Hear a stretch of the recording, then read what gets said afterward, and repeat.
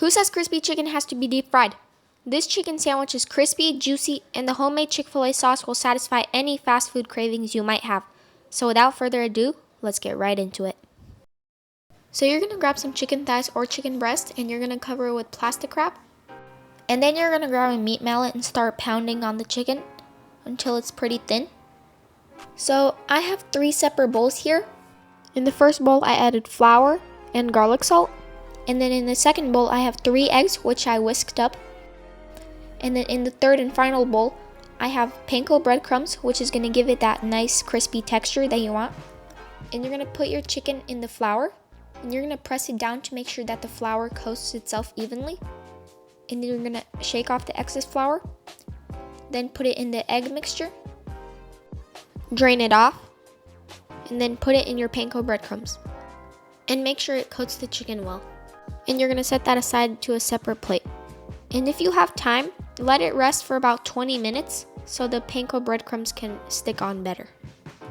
Before we cook our chicken, we're going to make a really easy copycat Chick-fil-A sauce.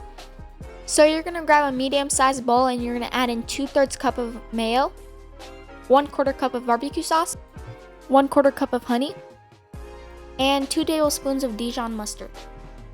And hit that with a squeeze of lemon juice. And whisk that until it has a smooth consistency. And there you go, your Chick-fil-A sauce is done. Now let's cook our chicken. So grab yourself a large pan and you're going to put some oil in there. And you're going to wait till it's ripping hot.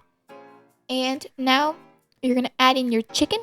And cook that chicken for about 4 minutes on each side, or until internally it says 165 Fahrenheit. And you're going to set your chicken aside into a separate plate. And immediately hit it with some fresh salt. And continue with the rest of your chicken. I'm going to let the chicken speak for itself here.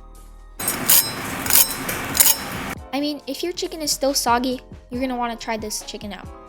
It was super crispy. For this sandwich, I used brioche buns, which I toasted with a little bit of butter. And spread some of your sauce on the buns. And then add in your chicken, a little bit of pickles, and your top bun. And that's how you make a perfect chicken sandwich. And there you have it, a crispy, juicy chicken sandwich that you'll want to make again and again. It's super crispy and the sauce adds a sweet flavor to the dish. I hope you try this out. Make sure to like, comment, and subscribe. Bye-bye.